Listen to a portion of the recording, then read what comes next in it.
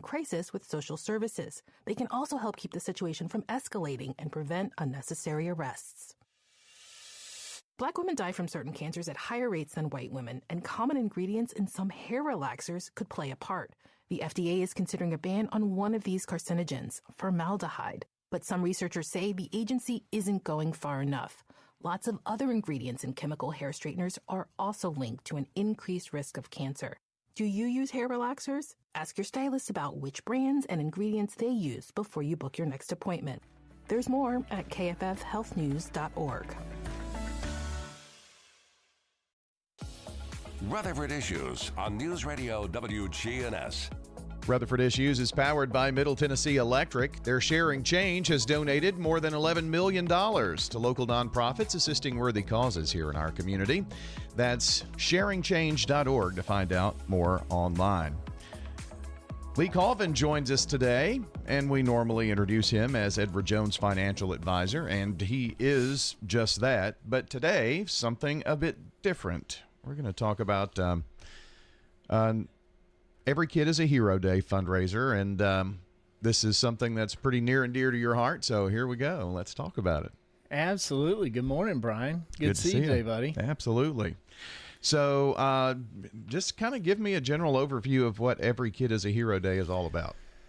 Yeah, let me kind of give you a little backstory. I feel like it's especially important here in Middle Tennessee. Our founder, his name is Britt Maxwell, and Britt was born and raised in Portland, Tennessee. But after high school, he decided to come down and become an alumnus of MTSU. Met his wife at MTSU, met a couple best friends who are also a part of Every Kid is a Hero Foundation. And basically, Britt, in his wisdom, started as a journalism major. Therefore, he is now a hospitalist at St. Thomas West. Okay. And has been there his whole career. Wow.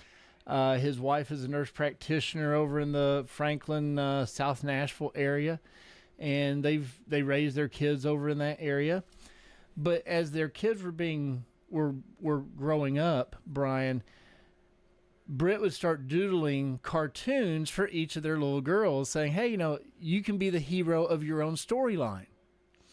And from that, it developed into him developing with some cartoonist friends that he met at MTSU years and years ago, and a teacher at Station Camp who he's best friends with and were roommates together at MTSU. Well, they built professional cartoon comic books and started selling them online, where you could go in and build one for, maybe not now, but younger, for Dalton and Bobby, and they could be the superhero of their own comic line, and they could have their own avatar, and it would look like them. Yeah, Dalton would still want that, by the way. Right, absolutely. We only might need to bring Dalton on for some cartoonist help too. But from that, he said, it's great. I love helping the kids, but I want it to be more.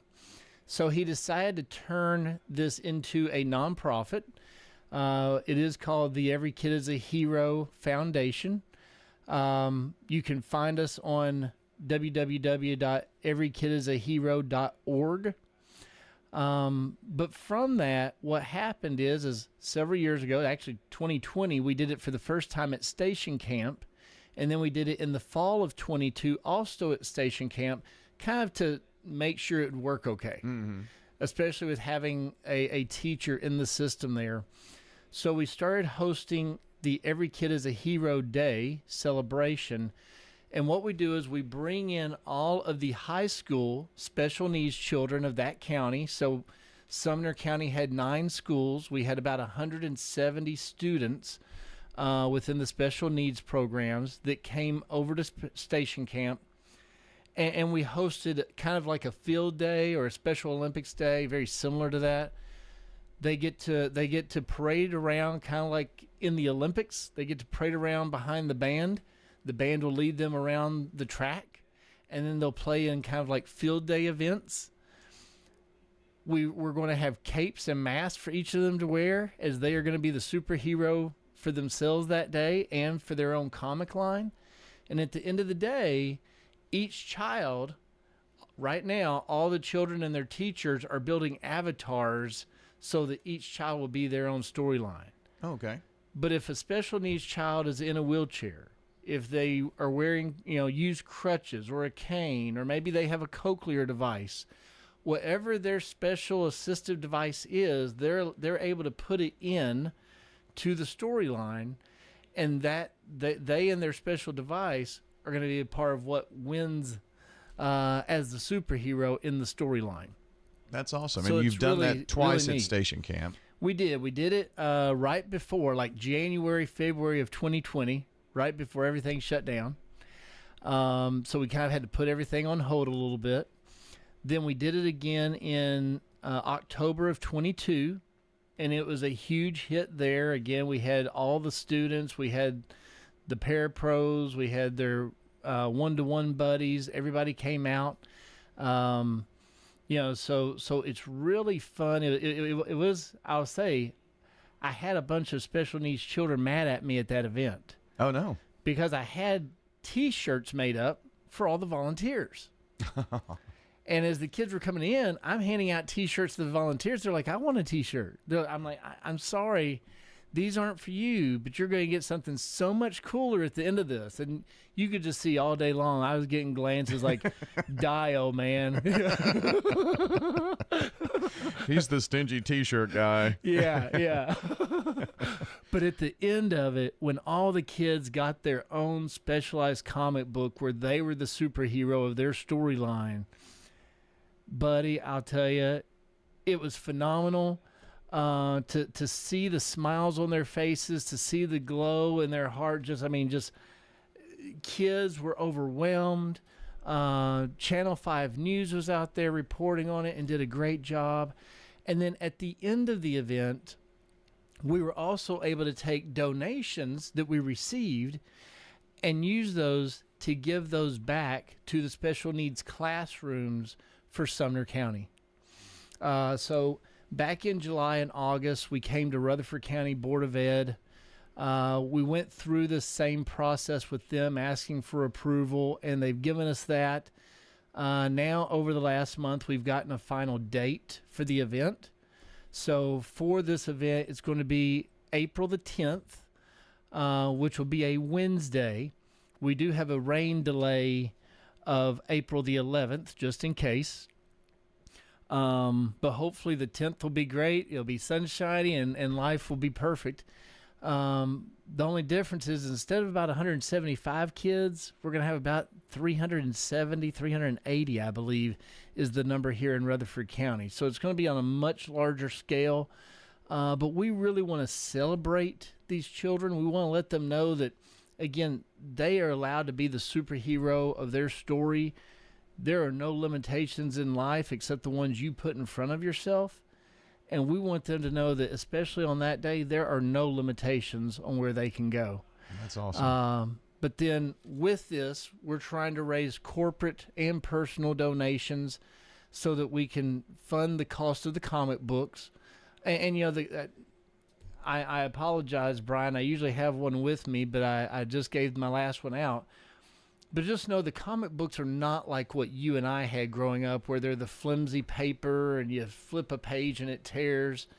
These are really good, strong bound, quality paper, glossy paper, very dynamic in the way it looks and the way the avatar and the comic themselves pop out of the pages. Now, don't worry. They don't literally. It's not like a a birthday card that's going to pop up on you. No, but just very colorful, very dynamic. There's been a lot of thought behind the storyline itself. There's been a lot of thought behind the caricatures and the storyline, and we're just so excited about this. To see again that happy face on those children is wonderful, but then even more, to see the happy face on those teachers when they know that there's somebody out here in the Rutherford County community wanting to help them, wanting to support them. I don't know a teacher on the face of this earth who doesn't take some of their own paycheck to cover some expenses through the year. I feel like most of them spend about all their paycheck on expenses through the year. But if we can just help those children in those classrooms with just a little bit more support and give them checks to go into their classrooms for those kids' needs, we just want it to be a great neighbor in our community. We want to help the kids here locally, and we're just so excited about this day. I will say that for sponsorships, we do have, for corporate sponsorships, 5,000, 2,500, 1,000, 500, 250. So for a $5,000 sponsorship, you get your ad on one whole page in the comic book. Oh, cool. The 2,500 gets a half page. The 1,000 gets a quarter page. Everybody gets something. So those levels, 5,000, 2,500, 1,000, they get the full page, a half page, or a quarter page ads in the comic. Along with that, they also get their names on the back of the T-shirts that the volunteers are going to get. As well as that, we're also going to have for 500 and 250, they're also going to get their names on the back of the T-shirts. For all the levels, they also get their names on a banner. They also get their names on our website for the year. Okay. Now there are some deadlines, unfortunately, because of school system schedules and our schedules. We're kind of limited in our time, but we do have to have the commitment from the sponsorships to be in the comic book. We have to have those commitments by March the 6th. By March the 6th. And that is just because we're having to have those comic books produced.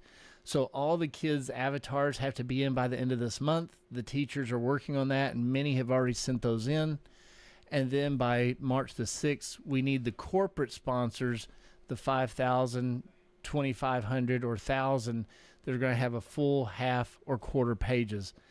Even for the T-shirts, we still need that in as well by March the 12th, because we have to get all the T-shirts printed as well. So lots of exciting and good things going on, but we're just elated for the enthusiasm here in the county, and really appreciate all that WGNS has already done to help us in supporting this and getting the word out.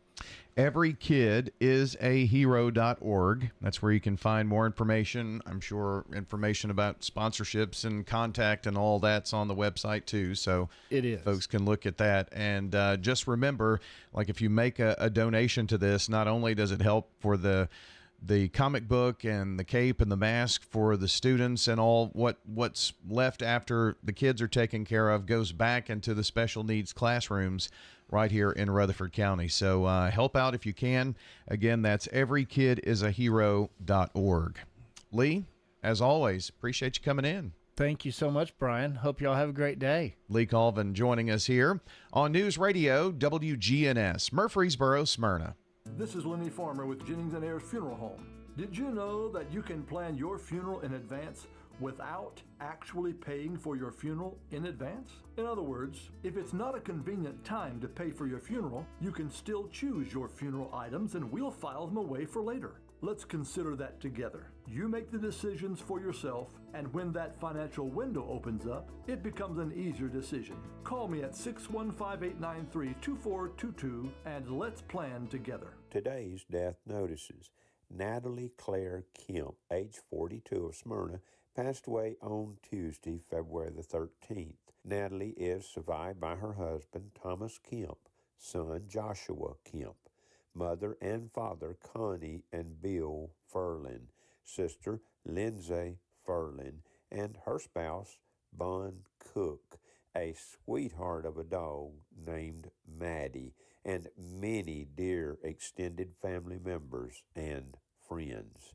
Visitation will be today, Tuesday, February the 20th, 9 a.m. until 10 a.m., St. Luke's Catholic Church in Smyrna.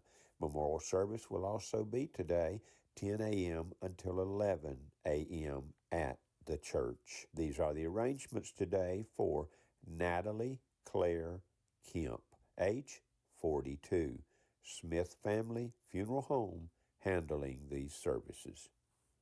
Mrs. Jane T. Barton, age 85, of Murfreesboro, passed away peacefully on February the 16th in Franklin, Tennessee.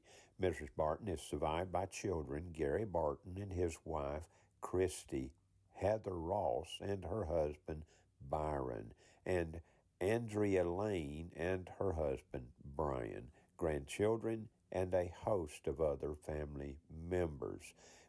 Visitation and funeral services were held yesterday for Jane Barton, age 85, Woodfin Memorial Chapel, handling services. For WGNS Radio, I'm Steve Thornton. Murfreesboro Funeral Home and Cremation Services. People that come in to pre-plan their funerals and put it down in writing makes it a whole lot easier on the children at the time of their death. Keith Stapleton, manager of the Murfreesboro Funeral Home. Visit murfreesborofuneralhome.com